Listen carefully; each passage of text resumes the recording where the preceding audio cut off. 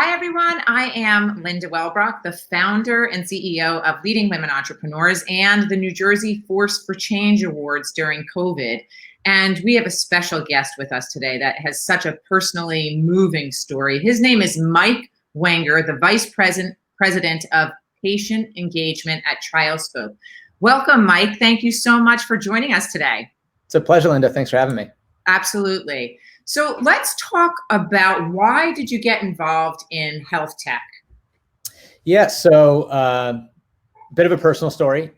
In college, I was in between my senior year and was having some headaches and went to the doctor, and within a few hours was diagnosed with a brain tumor. And definitely was a scary period of time in my life. Went a few months not knowing what the prognosis would be, and ultimately ended up with a very fortunate prognosis. And it's something that won't affect me in my lifetime, but it was a very scary situation. And I felt very fortunate coming out of that, and really recognized and appreciated that a lot of people don't have the same experience where they come out on the other side with such, with it not having the impact that it had on me. And so I think that just woke me up to health in general. And I was a developer, and so really gravitated towards health tech. It's such an incredible story of just triumph and drive to succeed and overcome such a huge challenge. And, you know, naturally, I applaud you on that. You're such an inspirational story.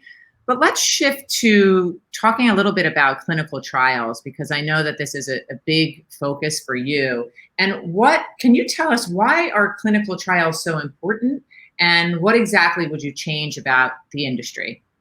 Yeah, so for anyone not familiar with clinical trials, the way I liken it to is every drug, every therapy, even now we're in a pandemic, and hopefully there's a vaccine around the corner, to make sure that all of those drugs are safe and effective, you have to apply scientific rigor to make sure that it is serving its purpose. And so clinical trials, there's phase 1, phase 2, phase 3, but it is a necessary process to bring new solutions and cures to patients.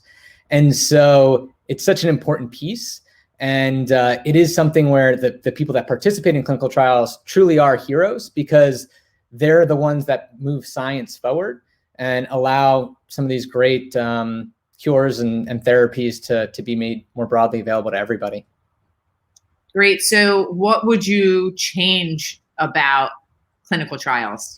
So I think there's an awareness challenge when it comes to clinical trials.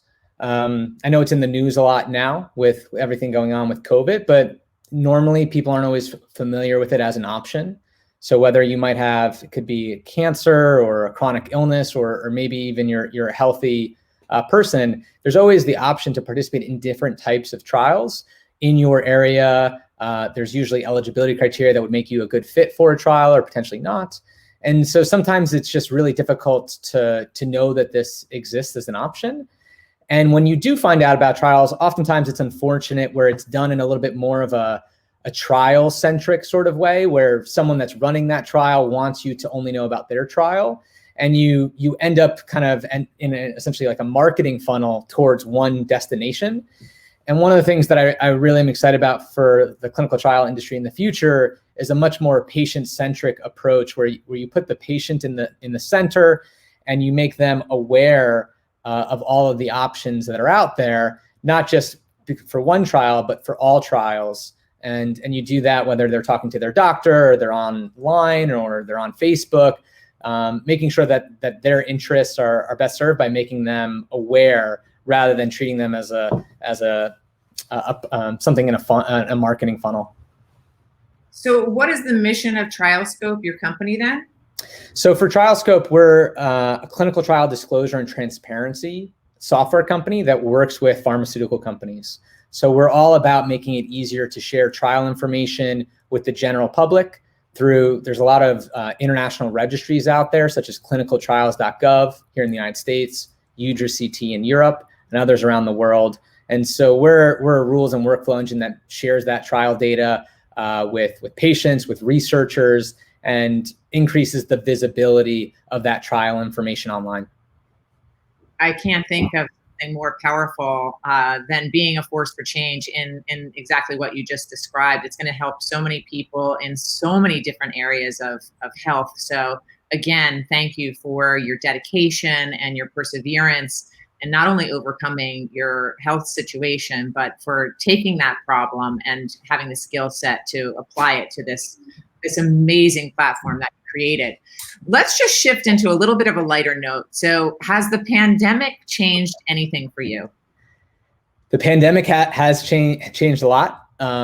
It's we've been very fortunate. Friends and family are all healthy. My wife and I and our 18-month-old have been living in a very small apartment in Hoboken, New Jersey.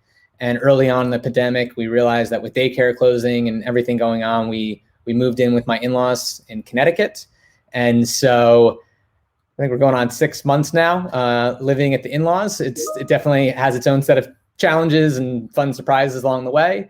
My daughter learned to walk while we were out here, and being able to just kind of give her access to the great outdoors and not be in an urban area, I think it might have accelerated our move to the suburbs. So it definitely has changed a lot for us. Oh, I can totally understand. As a mother of three, I understand. And I even have one daughter who is just trying to get her way in on this interview. So I appreciate your patience on that. But this is, again, things happen. Timing is everything. So 18-month-old, maybe it is time to make the jump out to the suburbs. Either way, we've all been in isolation. So it's a great pleasure and honor to speak with you, even if it's virtually. We can't wait to meet you hopefully one day in person and celebrate you and your success on November 2nd as a true force for change during COVID in the state of New Jersey. Thank you so much, Mike, and congratulations. Thanks so much, Linda.